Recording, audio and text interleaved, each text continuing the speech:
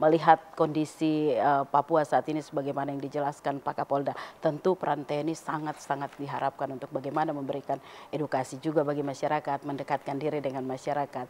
Ini seperti apa Bapak melihat kondisi Papua saat ini? Saya kira kondisi Papua saat ini ya, ini kondusif. Ya, kondusif dalam arti kata bukan tidak ada gangguan. Ya, kita bisa menyelenggarakan Pileg dan Pilpres ini. Ya, karena apa? Karena Kapolda dan saya ini sudah mengantisipasi kira-kira kemungkinan kerawanan itu di mana. Tadi sudah disampaikan oleh Bapak Kapolda, ya salah satu kerawanan yang mungkin ada gangguan ya dari pihak-pihak bersenjata itu adalah di Pegunungan Tengah. Ya. Ini udah kita mapping, sudah kita peta. Ya, contohnya misalnya di daerah Puncak Jaya, Puncak, Lani Jaya, terus sampai Duga sana, kita udah tahu ya tokoh-tokohnya siapa dan bagaimana permainannya, dan kira-kira apa motivasinya menjelang Pileg dan Pilpres ini. Oleh karenanya, sesuai dengan amanat undang-undang dan juga perintah dari pimpinan dan juga demikian Presiden, bahwa negara harus hadir.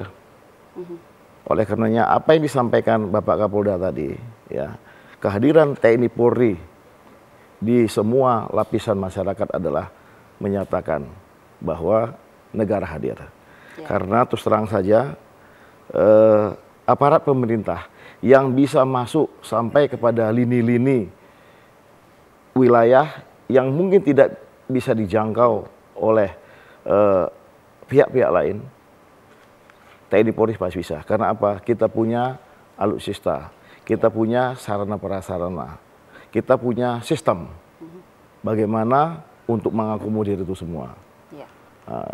Demikian, Mbak. Baik, Pak Pangdam, ini kalau bicara Papua ini memang kalau lihat jumlah suara kita sedikit, tapi kalau bicara Papua itu selalu seksi, Pak.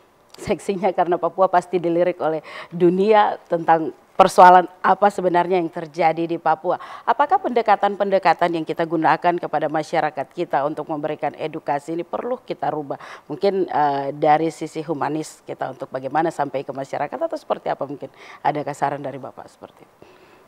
Sebenarnya pendekatan-pendekatan itu TNI Polri saya yakin ya ini memberikan pendekatan-pendekatan yang bersifat edukasi, ya pendekatan bersifat ya religius. Kenapa?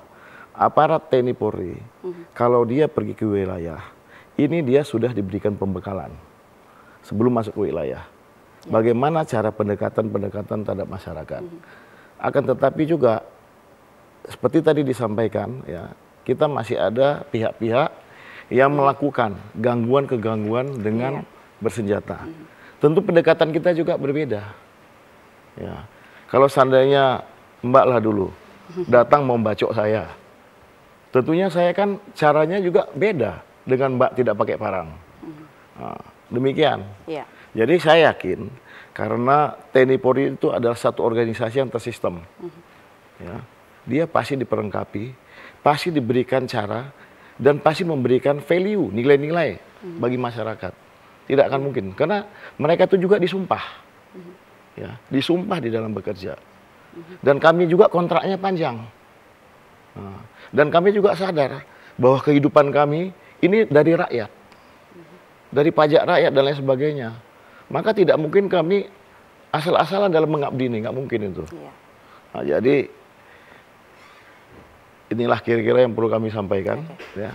Sekali lagi kami jamin bahwa TNI Polri menjamin Pileg dan Pilpres ini terselenggara dengan aman.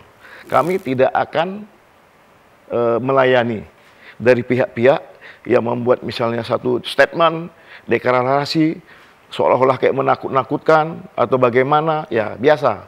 Kita udah paham Papua. Karena kita Papua juga bukan sekali dua kali kita kemari. Ya, jadi kita udah paham, triknya seperti apa, kita paham. Nah, demikian, Pak. Nah, kita ketahui ya, kita sadari sendiri bahwa memang ya Papua ini memiliki sesuatu kekhasan, ya. Baik ditinjau dari mungkin geografinya. Antara satu distrik ke distrik lain saja, ini memerlukan satu perjuangan yang sangat tinggi. Ya, kita harus bertransportasi udara contohnya, di mana juga tenaga-tenaga guru ya, itu sangat boleh dikatakan sangat minim ya.